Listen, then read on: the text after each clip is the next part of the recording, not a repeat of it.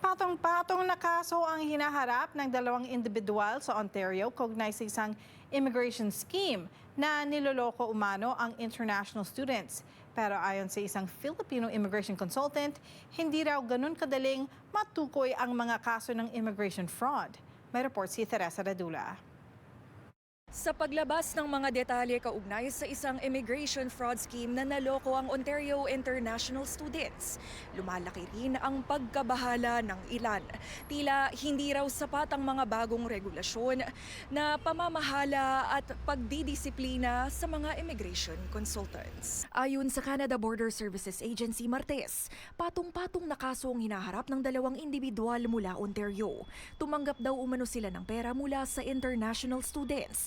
Pero sa halip na i-enroll sa post-secondary programs, pekeng enrollment documents ang kanilang ibinigay. I can say that every day meron talagang victims of immigration fraud. Karaniwan daw hindi madaling matukoy na fraudulent immigration consultant na pala ang kausap ng isang aplikante. Even though immigration consultant, but then they are promising false promises.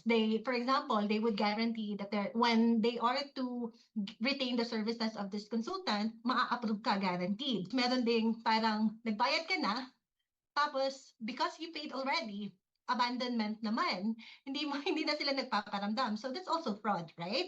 And there's also patterns wherein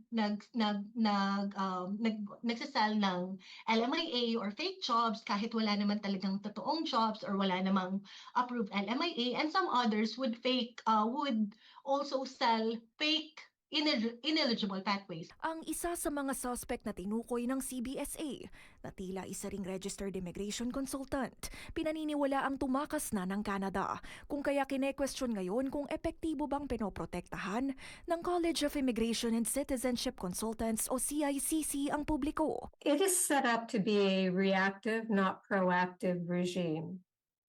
And even with the coming changes, there's going to be a need for the CICC to determine that there was an intention on the immigration consultant's part to be fraudulent. Aniya, kahit daw agarang mas maghigpit ang CICC, posibleng hindi raw malilinis ng college ang kanilang reputasyon na hindi raw tumutugon sa mga reklamo. Ang bagong regulasyon, kabilang ang mas mataas na penalties para sa consultants na hindi sumunod sa patakaran, reporting requirements, at mas malinaw na misconduct investigations.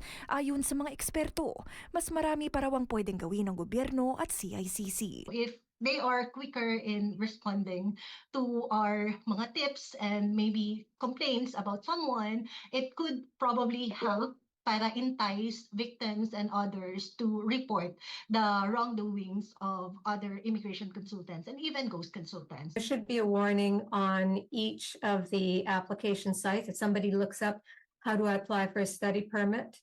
That warning should be there.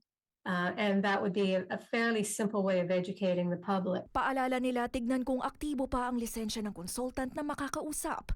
Humingi rin daw ng service agreement at siguruhing may paper trail ang paraan ng pagbayad. Makakatulong din daw ang paghahain ng complaints sa CICC. Gayon din ang pagtulak ng legal action. Teresa Redula, Omni News, Toronto.